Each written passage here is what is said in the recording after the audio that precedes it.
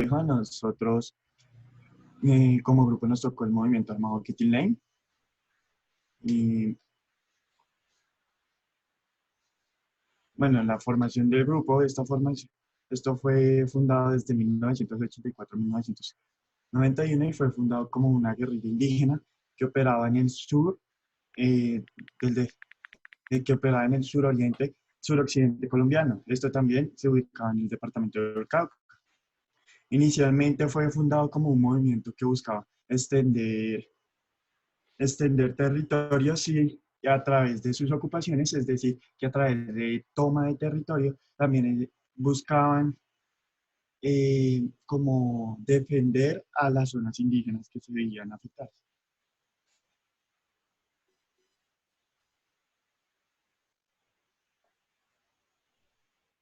Chuchu. Bueno, ¿quién era Quintín Blam, su fundador?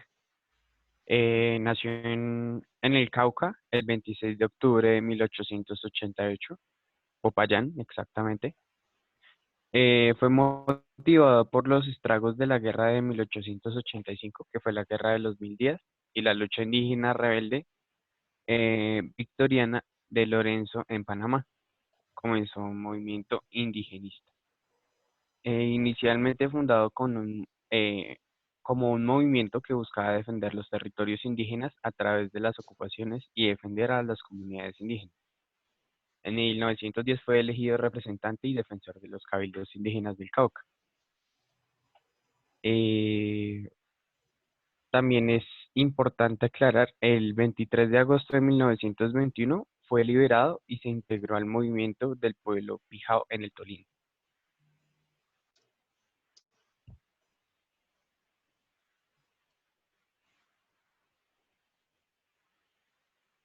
Y eso, Ya pasé. y eso. Y eso ya está. Sí, sí, sí, sí, ya es que el micrófono. Bueno, el Quintín Lame, el movimiento armado Quintín Lame surge en el departamento del Cauca. A pesar de que la guerrilla tiene sus antecedentes en 1790, en 1800, perdón, en 1974, cuando surge el movimiento campesino indígena Quintín Lame. ¿Sí? Luego se decide volver un movimiento armado cuando es asesinado un líder indígena. En 1984 deciden volverse una guerrilla indígena, la cual también se caracterizaba por ser una guerrilla multicultural, por decirlo de alguna manera, porque se encontraban además de indígenas varios extranjeros o incluso bogotanos. Eh, la lucha de esta guerrilla era principalmente para defender a los resguardos indígenas del ocupamiento, de que los terratenientes ocuparan las tierras. También es importante aclarar que el movimiento armado Quintín Lame se alió durante un tiempo con las guerrillas del ELN y el M-19.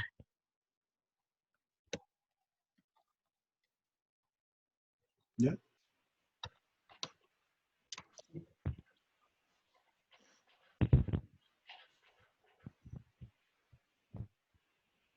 Bueno, pues su ideología o también su forma en la que actuaban era pues que obtenían mayor participación de las comunidades indígenas del Cauca y pues que éstas participaran en las decisiones que se hicieran a nivel nacional. También buscaban el reconocimiento de los resguardos, la dignificación de la cultura indígena y combatir ataques militares y guerrillas en zona contra los indígenas y la dignificación y seguridad de la tierra perteneciente a estas comunidades.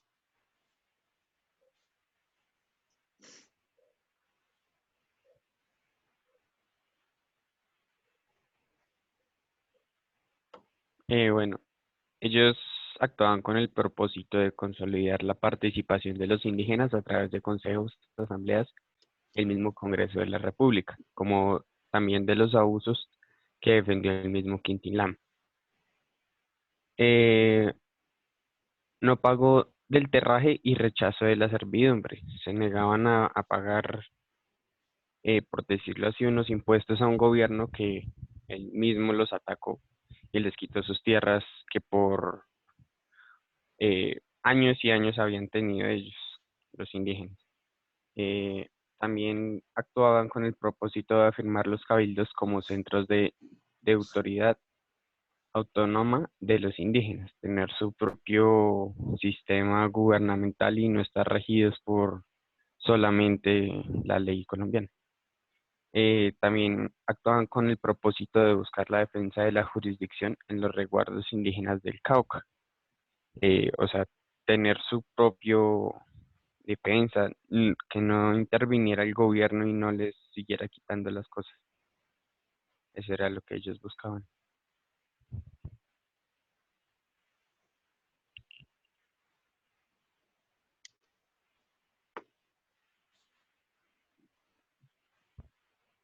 Este grupo durante su periodo de acción fue pues asesinato a Luis Ernesto Solano de Santos. También hicieron un desalojo a la Hacienda López y también hicieron toma del Santander de Quilichao. La toma de Santander de Tiquilichao fue producto del Batallón América, en el que salieron las guerrillas del ELN, el M-19, el EPL y la guerrilla peruana de Tupac Amaru en 1886 y en 1986 y 1987, el cual es propósito principal era tomarse Santander de Quilichao.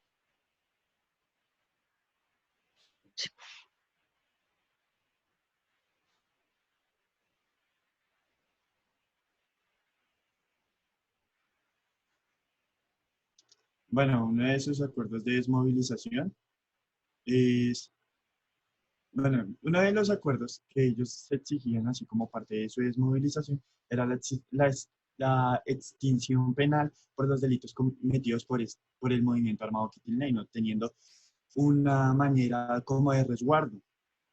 También obtención de cédula ciudadana, inscripción del registro civil y o sea, la inscripción del registro civil como nacimiento y libreta militar.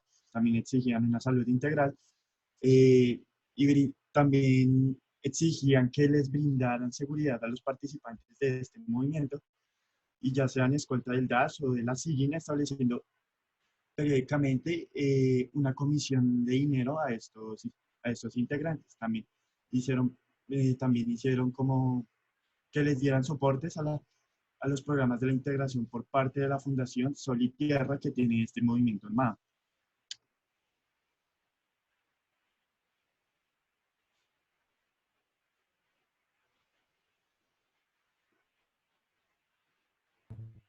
Bueno, el proceso de desmovilización comienza el 27 de mayo de 1991, en el cual se da la firma del acuerdo.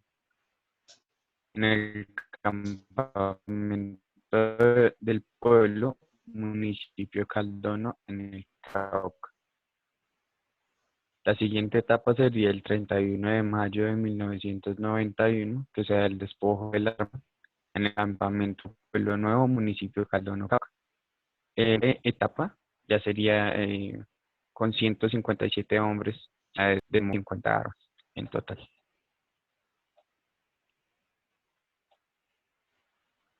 Ya pasé. Sí, bueno, eh, el Cuintilame cuando se desmovilizó fue con el surgimiento de la Constitución Política de 1991.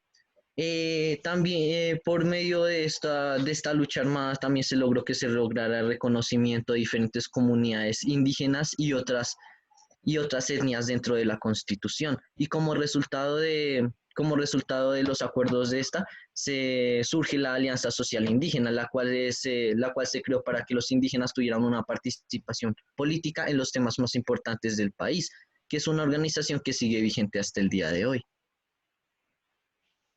También una situación que ocurrió después de la desmovilización de este movimiento fue que en el municipio de Cauca ocurrió una masacre, también titulada como Masacre del Nido, que fue perpetrada contra 21 indígenas, quienes se encontraban realizando obras pacíficas tras el incumplimiento de acuerdos sobre el proceso en materia de reparación de víctimas por parte del gobierno, parte que la Policía Nacional y los civiles armados del 16 de noviembre, y esto ocurrió el 16 de noviembre de 1991.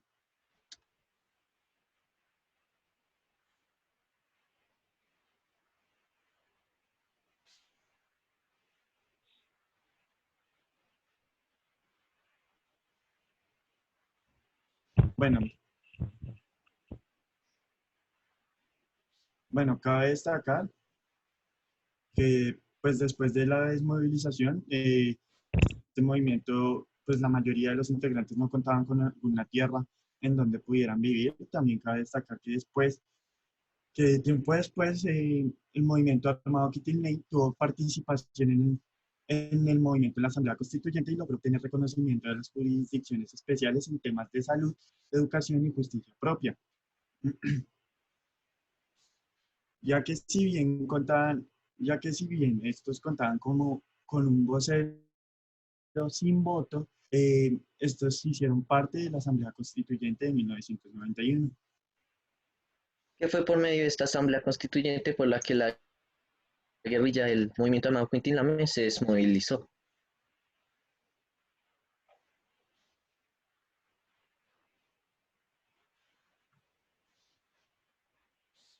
Pasamos a la exposición El Partido Revolucionario de los Trabajadores.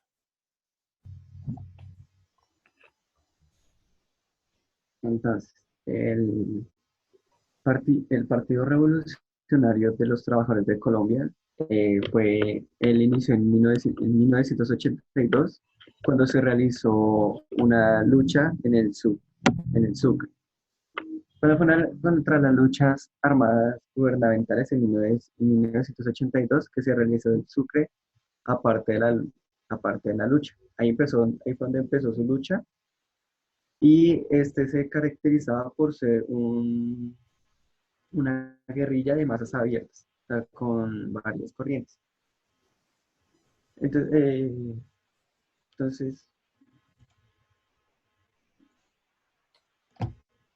el 29 de junio de 1985, esto participó a luchar con la organización. Ellos empezaron a luchar con con otras guerrillas, que fue el ELN, el M-19, el PLM, el Movimiento Armado de Quintín, y también con las FARC, y así fue como se consolidó la Coordinación Nacional de las Guerrillas. Este también tuvo como ideología, su principal ideología era marxismo y leninismo.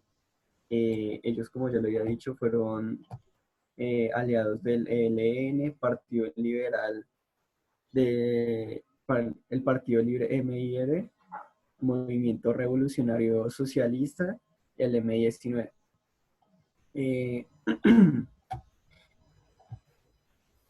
Entonces, ellos lo único que hacían era desmovilizar a las personas, y su aproximada de integrantes eran 200 personas.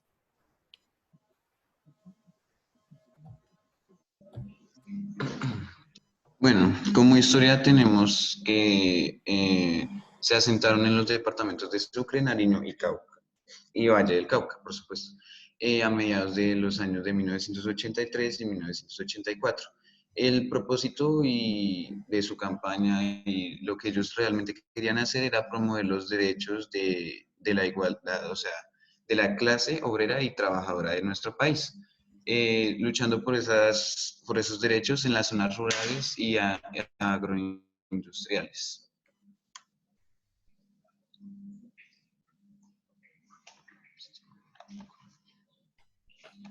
Sus principales líderes fueron Valentín González, Sergio Sierra, Pablo Roncayo, Rafael González y Ernesto Falla.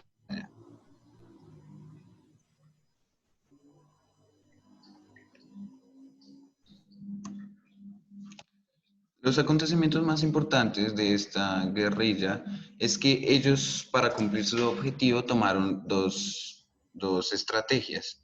La primera fue la organización e información de las masas para obtener más apoyo en su revolución. Y la segunda fue la reapertura de un ejército que pudiera ser capaz de derribar el régimen opresor imperialista de la clase élite del país. Pues la primera estrategia funcionó, ya que logró atraer a la ANU, que es la Asociación Nacional de Usuarios Campesinos, y con ello también a movimientos estudiantiles y sindicatos. En cuanto pues a su estructura militar, sus crecimientos fueron muy bajos, ya que solo pudieron construir algunas milicias en las bases de Nariño y Cauca, formando así la ENO, Equipo Nacional de Operaciones, como un grupo de autodefensa de logística.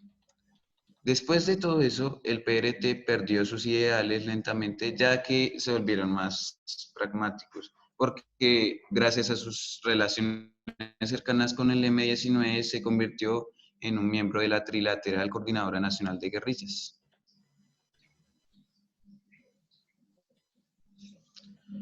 La ruptura.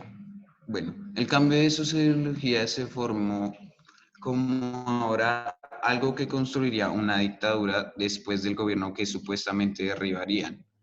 El PRT pues perdió rumbo y por el contexto histórico que hubo de la dictadura en Cuba, pues los líderes estaban preguntando si realmente pensaban apoyar el pensamiento socialista. Entonces, así llegó a la conclusión de que una victoria militarmente no era posible. El pueblo en esta época pues ya estaba cansado de la violencia, de la extorsión, del secuestro. Entonces la ruptura de esta guerrilla se dio en definitiva cuando el M-19 se desmovilizó. Las FARC tomó poder y el ELN. Y pues el PRT concluyó que ya no era necesario la violencia y decidió pasar a la desmovilización. Como acciones perpetradas, pues no hay un registro puntual, ya que pues se puede hacer una hipótesis de que ellos solo usaban las armas para defenderse, según la mayoría de líderes del partido.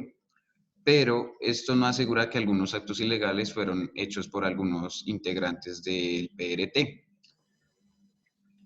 Sin embargo, no se puede tomar como una guerrilla tan terrorista como lo fue las FARC. Aún así, en la actualidad tenemos registros de que muchos líderes del PRT y la ANU fueron asesinados en un genocidio.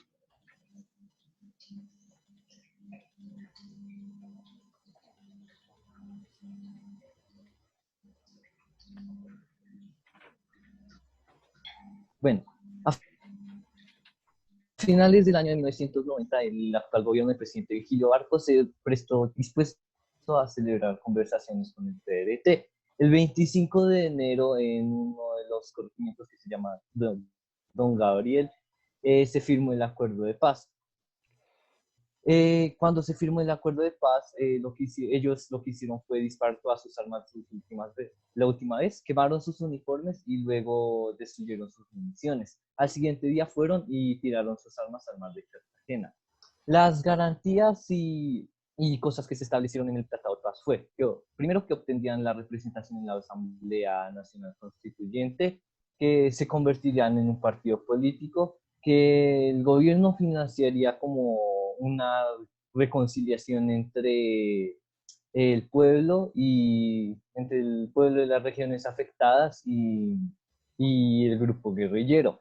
Algunas garantías jurídicas y de seguridad y subsidios para los combatientes. De estas dos cosas, de las primeras dos cosas, sí se obtuvo una representación en la Asamblea Constituyente, pero solo de voz, no de voto. Y a la final nunca se convirtió en un partido político. La reinserción a la vida siempre fue un poco conflictiva, ya que en palabras del líder guerrillero el líder de esta guerrilla, dijo que ellos esperaban demorarse aproximadamente 2 años, cuando en realidad se terminaron demorando 13. Al final al desmovilizarse, se calcularon que habían de 200 integrantes. Y pues ellos se desmovilizaron junto a las otras guerrillas después del ejemplo que se dio con el M-19. Como no se formó un partido político, muchos de sus integrantes también se unieron a las filas de la Alianza Democrática de M-19, que ya se había desmovilizado. Bueno, como dato adicional, se puede decir que los antecedentes de esta guerrilla vienen desde el año 1975, cuando una facción del Partido Comunista se separa de este partido. Luego, en el año 1982, como ya dijo nuestro compañero, se fundaría en Sucre este grupo guerrillero.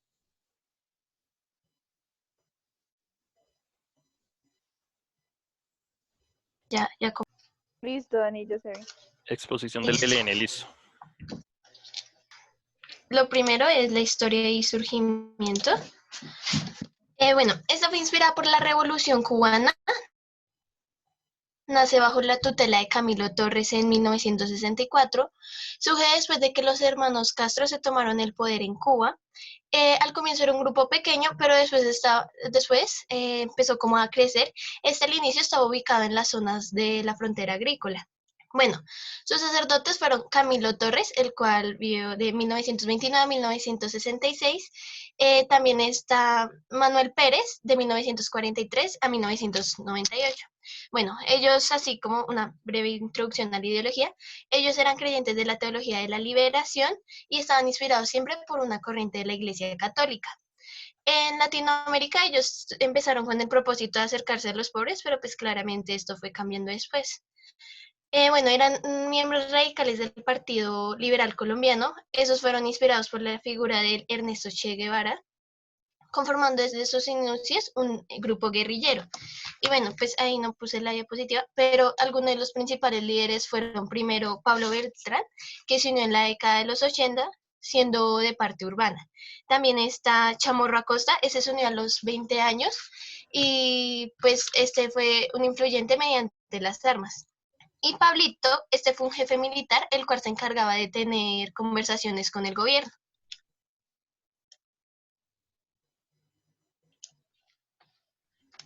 Bueno, la ideología. La ideología del ELN incluye el uso de toda la lucha armada. Bueno, esto se dio al denunciar o al denunciar o al promover todas las soluciones o las necesidades frente a la explosión nacional e internacional. Bueno, esta pretende señalar fallos e injusticias dentro de un régimen que no consideran democrático. Bueno, la condición de esta guerrilla se dio entre los 70 y los 80.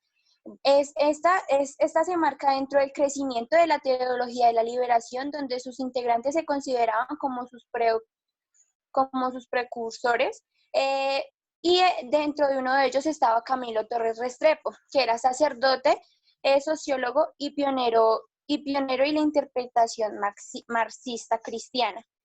Bueno, el ELN también recibió un apoyo fundamental de los sacerdotes católicos y sociales que convirtieron más esto un movimiento guerrillero más activo.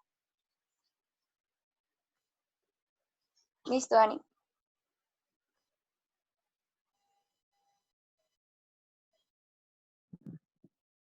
Bueno, las acciones del conflicto armado fue el 7 de enero de 1965, el ELN toma a Simacota en Santander y mata a 3 policías, 2 soldados y un civil.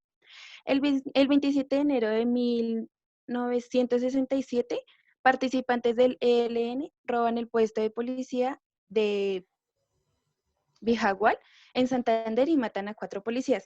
El 21 de agosto de 1968, el ELN tomó una decisión que fue mandada por Juan de Dios Aguilera para causar la muerte de 5 militares, 4 civiles en San Pablo. Bueno, tenemos algunos fallos, bueno, algunas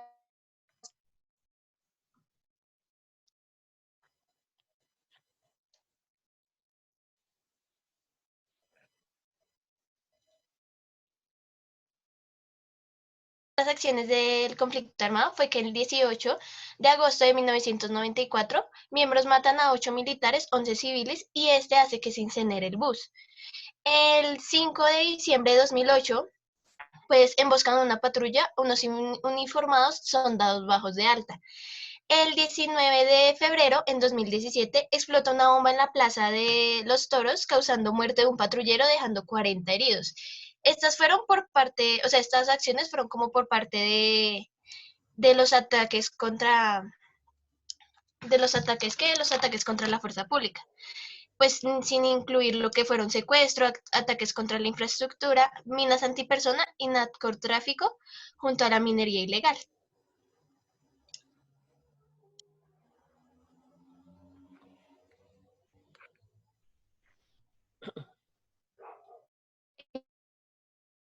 Eh, esperen un momentico. ¿Me escuchan bien? Es que no sé si se me trabó el coso. Sí, te Se escuchamos. escucha bien. Ah, bueno, gracias.